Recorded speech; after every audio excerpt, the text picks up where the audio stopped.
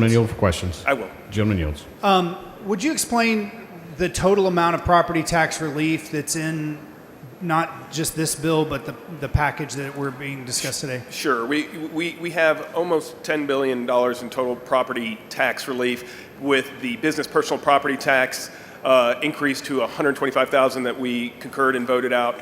Yesterday, we have the homestead exemption. We have this bill, which increases it to $140,000 for all homeowners, and then the next bill that will be on the floor will increase the homestead exemption for those over the age of 65 and those that are disabled to $200,000. And then we also do have compression that was triggered from last session's legislation that is in the amount of about $3 billion or 6.8 cents. So comprehensively, we have about $10 billion in property tax relief total this session. And how much is that? How much of that is new relief this session that wasn't approved in previous sessions? $6 to $6.5 billion, somewhere in that neighborhood.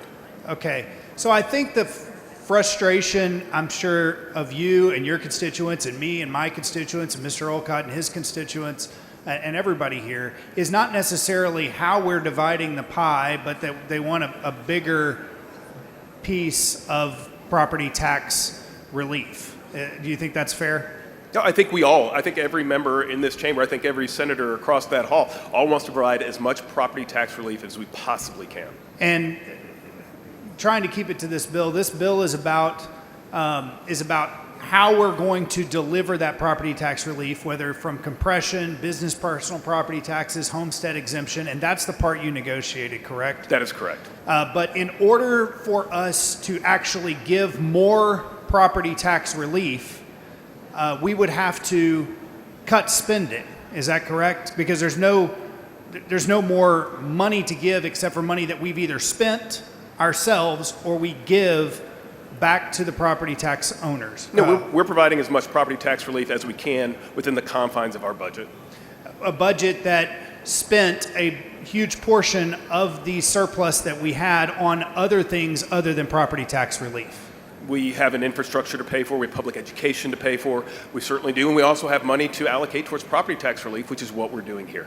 So if we were to increase the property tax relief as this amendment tries to do you know how much that would cost? No, and nor does the amendment author. Okay, but it would have to come from either the rainy day fund or surplus, or we would have to cut spending somewhere else in order to find that money. Mr. Money, I don't know where that money would come from. Okay. And again, neither does the amendment author. And that's not even really the job of Ways and Means. The job of Ways and Means is to figure out how to deliver the property tax or how to set property taxes appropriately. Is that correct? To cut property tax relief and provide property tax relief. That is part of the job of Ways and Means. Yes, sir. Okay. Thank you. Thank you.